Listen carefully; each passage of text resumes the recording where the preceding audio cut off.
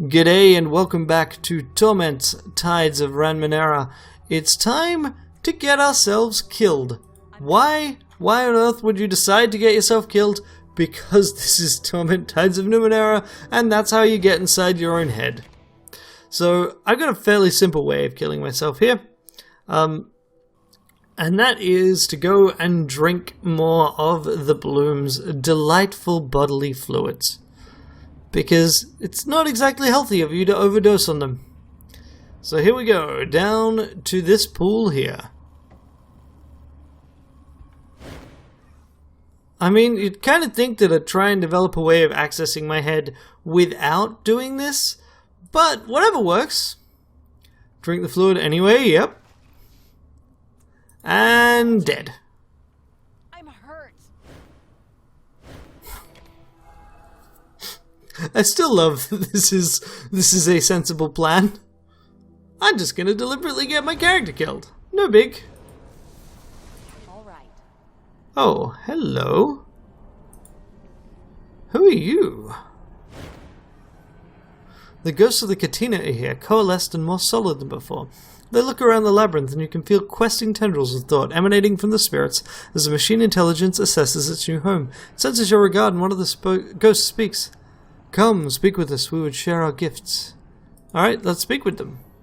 We thank you for the space. We shall endeavor to be fruitful tenants of your mind. Remain safely out of the way, unless you require assistance. What have you observed in the labyrinth? Are you aware that this is a shared space? Your mind is not the only builder. I feel other presences on occasion, but they withdraw before I can ascertain the truth. I will continue to monitor for them. It does not appear you are the primary architect of this space, either. Functionally speaking, some of the structures could have only been erected or imagined by a mind that is not yours. I hope I do not give offense. Talk to him again? How are you holding up? My failure, my suffering has diminished. Let's form a connection. You open your mind still further, and the Katina's intelligence shimmers into being, a cool blue grid of logic and structure. It overlays your vision and vanishes. You feel its calm, assessing strength adding to yours. Gain new ability, Katina Intelligence. Walk away. That's some really interesting insights. So that means that, yeah, the Changing God built this space. Oh, we're also at our limit. We should probably take care to deal with that at some point. So let's find out what the Katina Intelligence does. +1 effort on intelligence tasks. Sure. No worries. Now let's go up here and chat with Eritis.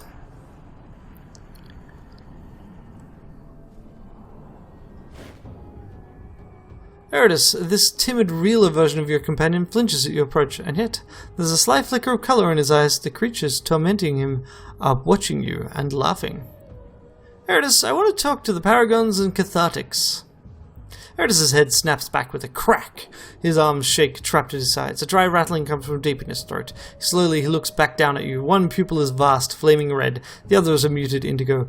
You are speaking with the audience, says countless booming, curious voices within Eritis' mouth. We are not sure why you should be watching the hero with the rest of us. He is endangering the rest. I care about him. Then you should let him fulfill the purpose we have given him. This voice is softer, slyer, almost hissing. Before he was nothing, a herd of useless animals. Now he suffers, and in suffering inspires.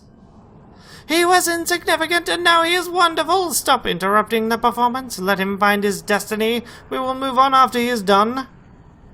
That isn't good enough. Eritis' multicolored eyes gleam and he folds his arm. We do not mean to offend, but there is nothing you can do about it, so leave us alone, or we will make him cut his own throat. No, we won't. This is why you aren't in charge. I love these guys. The eyes blink out of sync. Know that we are not many, not anymore, but we have claimed every particle in his body. We hold him in our claws. To remove us is to tear him apart. There's a pause. That is actually true, admits the other voice. We want to make you an offer. Bargain. Stop interfering with the performance and we will increase the excitement, drama, and suspense. We will make the hero more powerful. What do you say? The audience stretches Eritis' neck from side to side. I don't understand why you're asking me. No, right. Making him more powerful will burn him out quicker, won't it? Of course, the Paragons say, sounding puzzled as though Eridus's face is completely blank. We weren't trying to hide that. It was obvious to us. The indigo eye flickers. Instead of living for years, the hero will die in months, but he will be more useful to you. Do we have a deal? Can't you just leave him alone? Impossible. There is no him anymore. If we leave, he will collapse into a pile of fleshy bits. Actually, we would like to see that. Yes, we know you would, but we are running the performance here. Will you accept our bargain or not? This makes no sense. He's your host, your hero. You gain no benefit by ending his performance early. But you are trying to end his performance pain as well, aren't you? Yes, I want him back to normal. You are not listening. He will never be normal. Boring. Again, he will die with us. We offer you a new bargain. We will recede, but not reduce. We will avoid shouting. We never shout. We were talking about we, us, not you, us. Our apologies. We will see what the hero makes of himself, and when we do not guide his every step. Is this agreeable to you? Yes, that's acceptable. Remember that. Done, the audience says together, and the lights in Eridus's eyes sink beneath the man's pale blue, growing cooler. Unbidden, a sigh of weeping release escapes Eridus's mouth. Now, what else do you want with us? What are you? You called us, named us. We are the audience, the voyeurs. No, that is wrong. That is the wrong word. The perfect word. Stop it, you are wrong, and we are speaking now. We are paragons. We control the body. Our hero makes the world a hopeful place. We are the cathartics. We lie beneath the mind and guide his thoughts. We do not believe in hope. There is no hope. Only those that suffer, and those that are pleased to watch. Eridus straightens.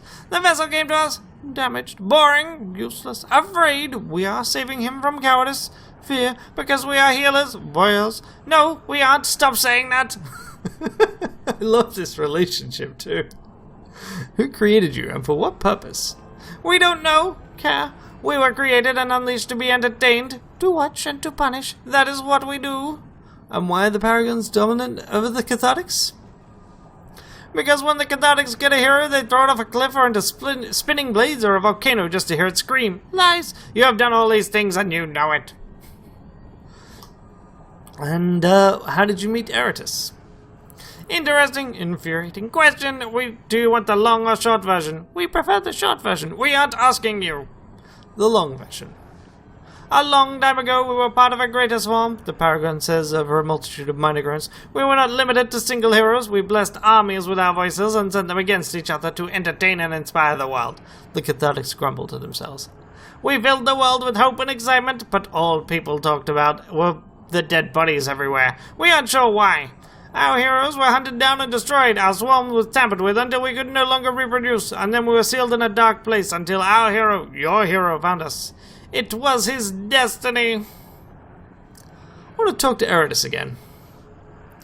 Be our guest. Eridus flinches, and the light of the audience fades from his pale blue eyes. I couldn't hear anything. It was like I was dead, but he feels calmer out there. I'm not in control, but he is. I'm not making sense, but I feel better, safer. Whatever you did, it helped me. Thank you. What else do you need from me? Farewell. Alright, that was pretty cool. And I love, I don't think I would nearly enjoy Eridus as a character as much without the audience. I love that relationship between the Paragon and the Cathartics. It makes them so much more entertaining because they're just not very bright. And they are, like the player. Oh look, Eridus's glow is gone. Oh, not completely gone. This place, it's like being inside my mouth. Well, it's inside another mouth. This place has promise. Many opportunities for excitement and sacrifice. What's strange about the inside of your mouth? All mouths are strange. Fleshy bits flapping around and squishing behind exposed bone. Though my mouth doesn't have anyone walking around in it, in comparison to this place, anything's normal. Thank you. My mouth no longer makes me nervous. I spoke with the nano-spirits inside you. Do you feel any different? My ideas don't feel as shouty as they used to, but other than that, no. I have some... Are you sure you don't feel any different? I think I'm still me, and that hasn't changed. I have some questions about you. seem to be under the impression that this journey of yours is all about you. You say that like it isn't. It isn't? How can you say that? I'm on a quest to find quests. I thought you knew that. I'm still looking for the right quest, but when I see it, it's the one that will lead me to the destiny that I think I'd see in my dreams if I ever managed to sleep again. It's just so exhausting. I want the treasure and the glory and the heroic stuff, but when I have it, it's never enough. I'm always looking for the next quest. It's just never enough. Maybe you should be helping people rather than looking for treasure and glory. I like that. I like that more than I can say. Let's talk another time, buddy. Okay, so I think we got that quest sort of done, although we didn't get any XP from it. But certainly, you know, we got more cool stuff with Eridus, and that was reward in itself. So back to the old slave block.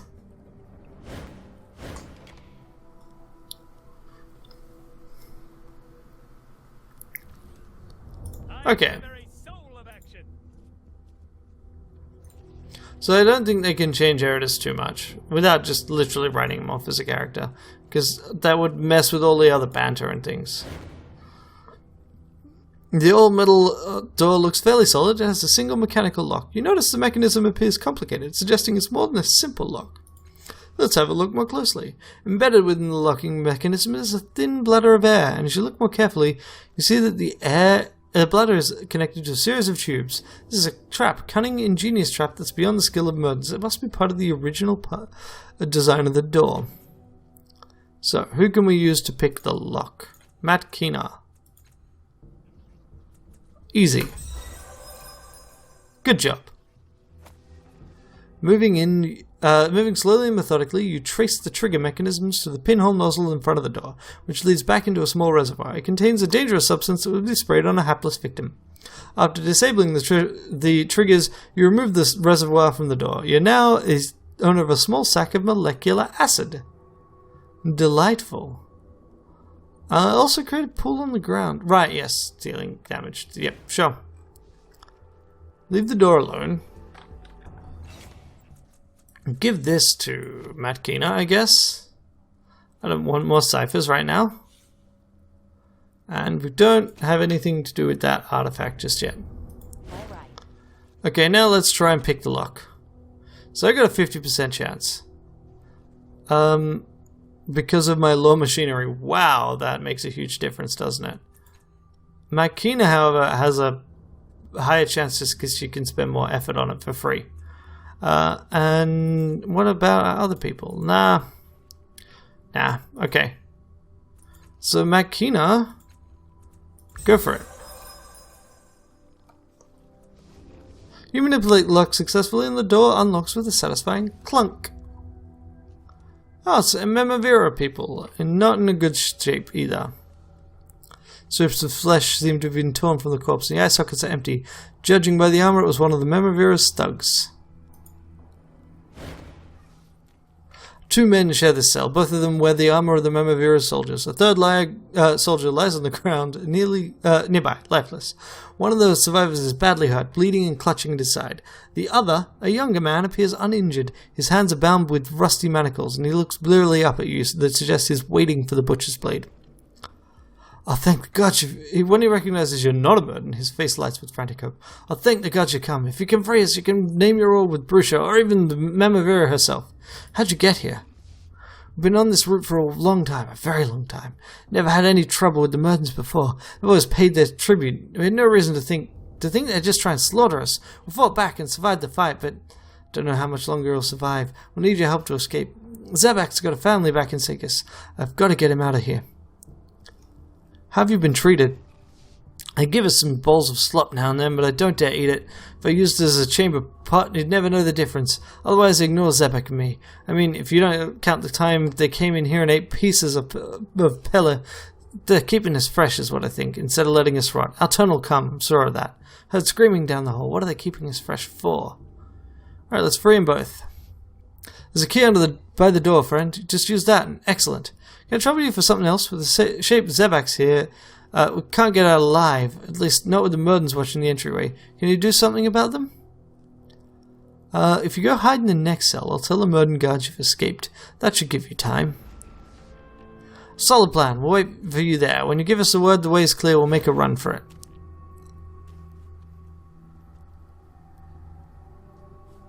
Okay, anything we can poke at here? No. So I guess we'll go chat with the Murden guards.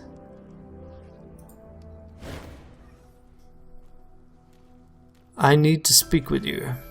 The Murden pulls a knife from his other cloak, and it's, yeah, just as well as the other one, and spits on it. Okay.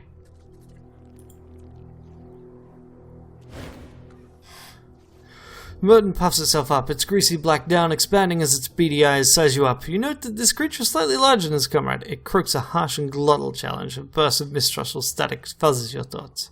Your prisoners are gone. The creature looks at you blankly for a moment, then darts a quick glance at his comrade. You sense a staticky psychic exchange between them. They turn and dash down the hall.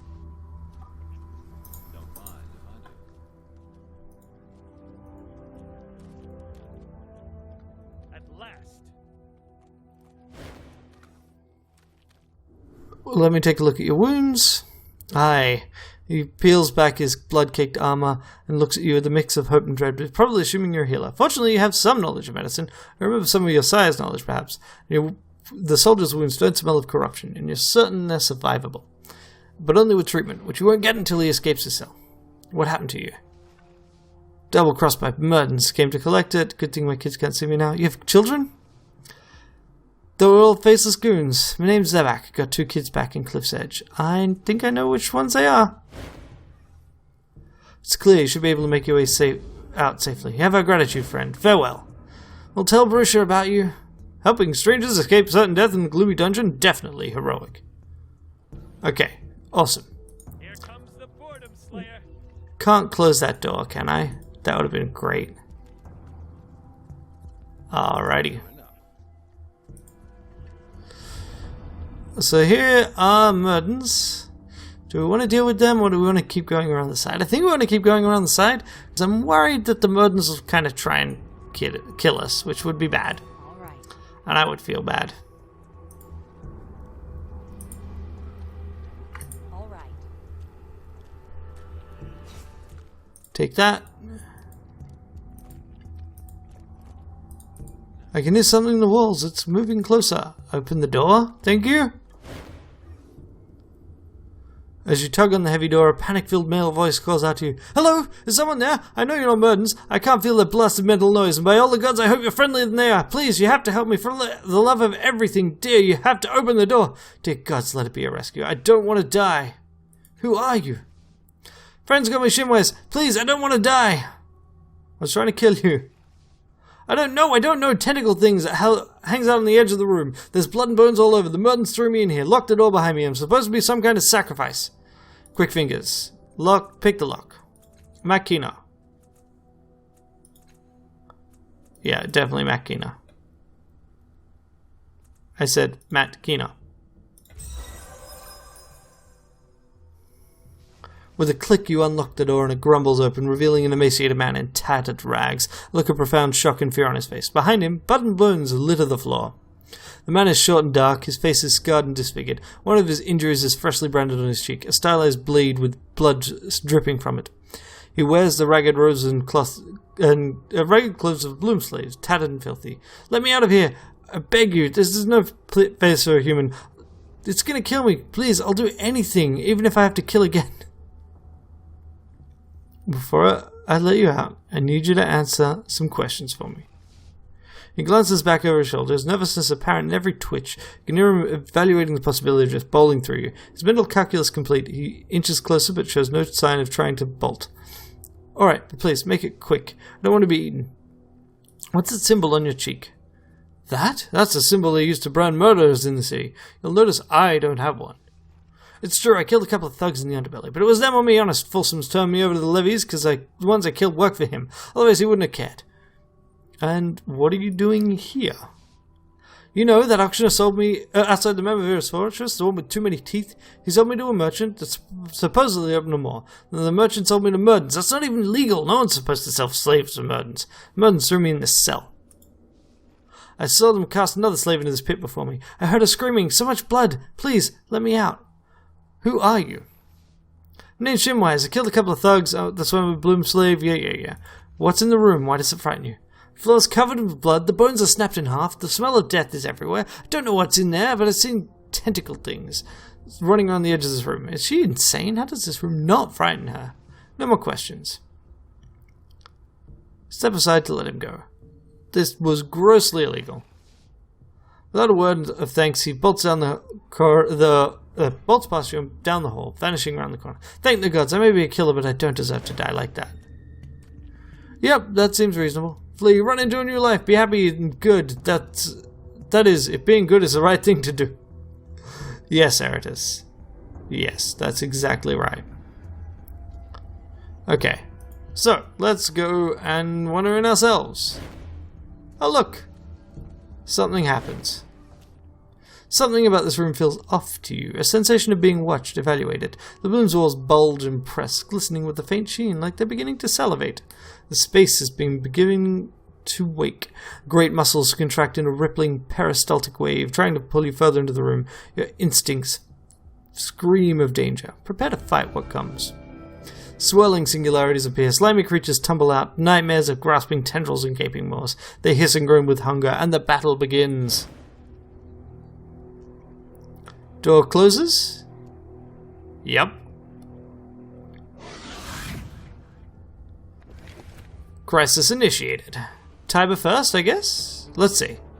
Yeah, no, not Tiber, of course. The Corpuscular Maw. Okay, so Opportunist, no. Fell Swoop, no. Hide and hook. Let's hook him closer. And stab him.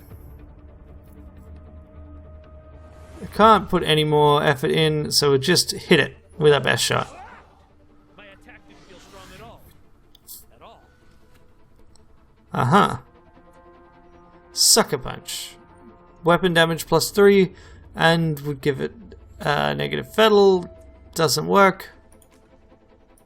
Hook. And stab.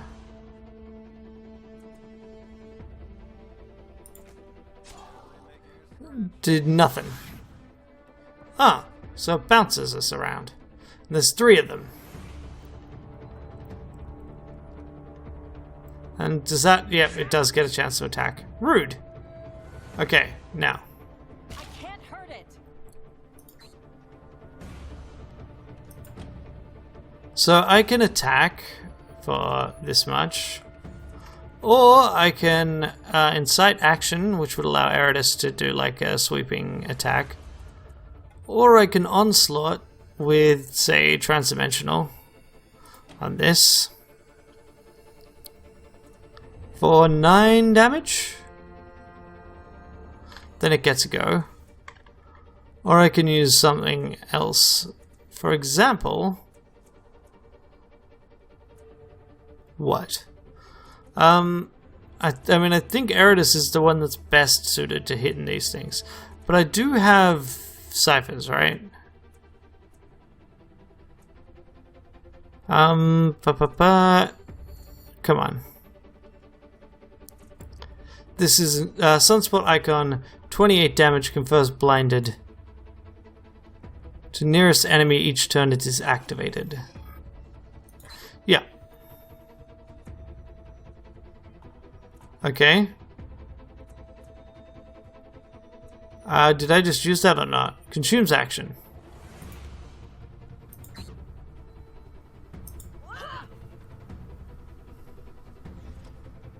Okay, so it still will get to go. I'm going to move over here so I can at least be flanking. Aha! Eratus is immune to being flanked! And then it gets murdered. Ah, and then everyone gets bounced around. Got it. So Matkina, you can get up here, and then it will be being flanked. And I can infuse weapon. Okay.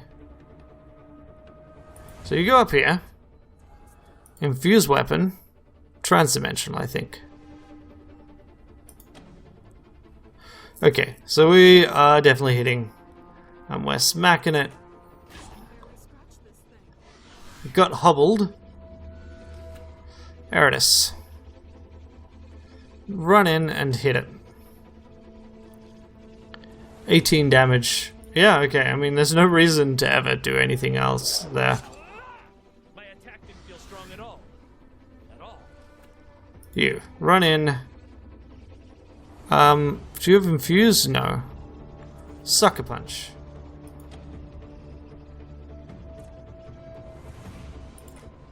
And hit it.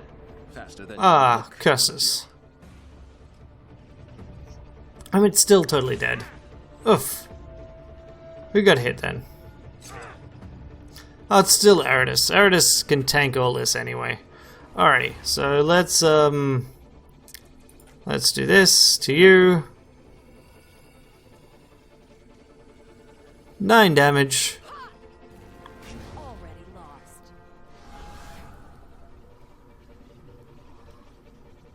Eridus. Can I use Fell Swoop? Oh, wait, no.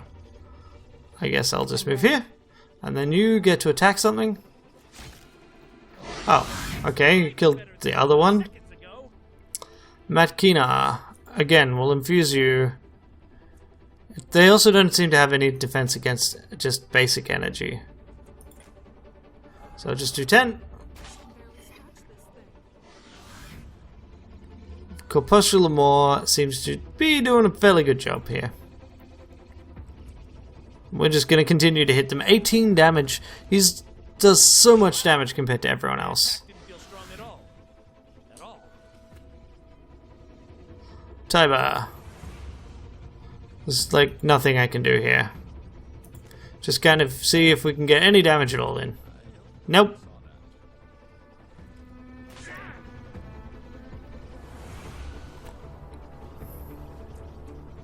So I can do animate balefire. Oh, I kind of forgot about that. Okay, so we move up. We do this. It's because I don't actually use my abilities that often. Okay. And the sunspot icon, there's nothing in range. This runs up and attacks. Makina finishes it off. 11 damage. As the last creature explodes, you can feel the echoes of its singularity passing back and forth across the moon, merging with others, gathering together. As noise arises from the corner of the room, something like wet meat sliding across itself, then the sound of meat tearing, and a new maw gapes hideously in the wall. And it's open and everything. Cool. So they were sacrificing people, I guess, trying to open maws. And failing horribly, because they were sacrificing weak slaves, and you have to fight the thing. Like, come on. Come on, people. Think these things through, right? And with that, I guess we'll step through the maw, and next time round, we will keep going. All right. Until then, have a great day. It's like the big first long combat I've had. That is sparkly. Next time round, we will explore the sparkly things. Until then, bye! Thanks for watching. I really appreciate you spending the time and effort watching the videos I make. If you'd like to watch more, on the left there should be another video from this playlist. On the right there will be whatever YouTube recommends. And in the center there is a convenient subscribe button, just in case you need it.